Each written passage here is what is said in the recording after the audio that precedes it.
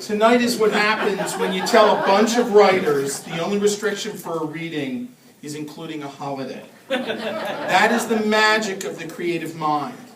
Mike Clark, Maddie Dalrymple, Jonette McGeoch, Vince Dawdle, Bill McCambley, Tony Conaway, Mark Mitchell, Julie Duffy, Kendall Redburn, Tom Joyce, Jay Kennedy, Paul Popeil, and Chris Bauer. Give them all a hand.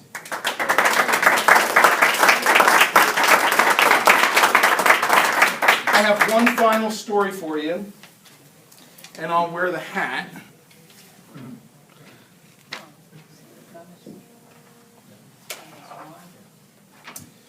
So, fiction, pretty much. Sentimental? You might think so. And in questionable taste? Absolutely. Sounds of the season. Christmas carols are one of the sounds that remind me of the holiday as I was growing up. Mom played them in the background as the smells of her candied yams and gingerbread cookies filled our home. My home was always the gathering place for Christmas Eve.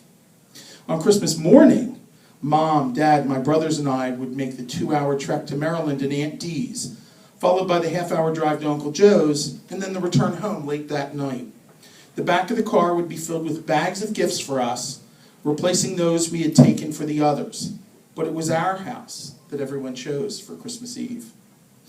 The year I was 10, 16 loud relatives crowded around the seldom-used dining room table. That table had been my grandmother's, and it looked it. It took people on either end, pushing and pulling as Dad would direct us now, and stop to coordinate the action until we finally pulled the table far enough apart so we could insert the leaves successfully. Although I didn't know it at the time, this would be the Christmas I remembered the most. During the next few years, family would move out of the area and stop traveling to my house, and an argument of some kind would eliminate one or two of the others. Saddest of all, this would be the last one my pop-pop would attend, but for this year, the family was together. "So who wants dark meat?" my father would ask. It's a standard joke as the primary meat on the table was pork, the other white meat.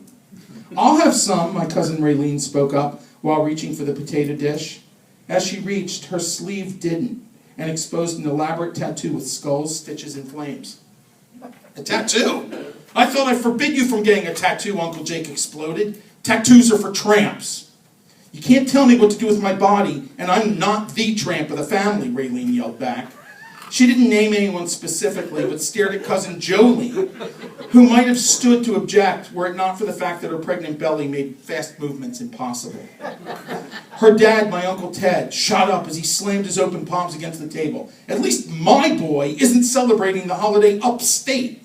They used the phrase upstate when they really meant in the slammer for stealing cars. I rode a couple of times with Uncle Jeff in his snazzy Camaro, his very cool Jeep, and his blue Thunderbird. I didn't realize until later why he drove a different car every time I saw him. "Please, sit down and be careful with the china," Mom pleaded. She was down 2 settings since Christmas the previous year when Uncle Robert attempted to show the table his waiter skills and tripped on the rug. I surveyed the table to see who had not yet entered the discussions. My brothers and I were too young to have done anything so wrong that would involve us. Pop-Pop was just returning to his chair. I hadn't seen him leave, but he always seems to be going to the bathroom. What a great time to return, I thought. The commotion was loud in the tiny room, with shouting and fist-banging blotting out the background carols. I lost track of who was defending who. Suddenly, we all heard the loudest, wettest, most ripping fart any of us had ever heard. We all looked at each other, trying to determine the source. After a few seconds of silence, my pop-pop spoke up. "I'm sorry, too much prune juice today, I guess. We may want to move out of here for a bit." Everyone quickly forgot the angry looks and words in their effort to leave the room as quickly as possible. The closest safe location was the den, so we all settled there next to the tree. Parents in the chairs and sofa, kids on the floor. There was silence. "Let's open some gifts," Mom broke the silence, reaching under the tree and grabbed a box. "Sid," she announced, and the box was passed from person to person until it reached the named family member. Each recipient read the label and announced who it was from, with the process being repeated until all of the gifts were distributed. My family spent the rest of the evening thanking and kissing each other and even singing along with the carols that played. I don't remember if we ever got back to the meal, but in the midst of all the gift opening, Pop-Pop whispered in my ear, "Come out on the deck." I dutifully followed him out the back door and into the cold air. "I'm an old man," he stared me in the eyes. I smiled at him back. Not old. Old enough to know that when things go off track and how to reroute them.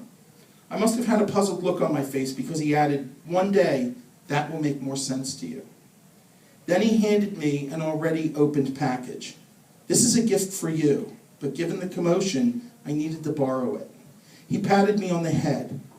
"I'm not sure whether I want you to remember this particular Christmas or not, but if you do, I hope that you will remember it in the right context. They may be a crazy family, but they're your crazy family. I love you." Years later, even after I lost the remote control and the gift stopped working, I kept it on a shelf in the back of my closet.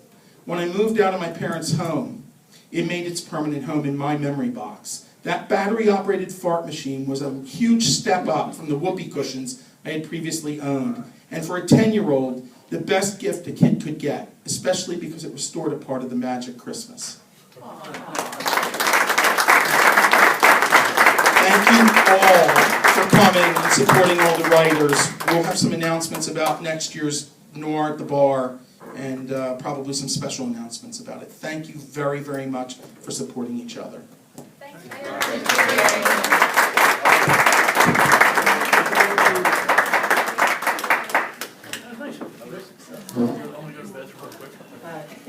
Try to anyway.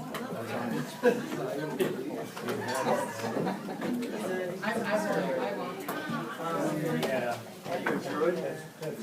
Was there a druid? Yeah, druids in Hebrew. Yeah. Yeah. The druid's not pagan, though. I thought they were incredible as a guard, deity. Druids are pagan. Yeah.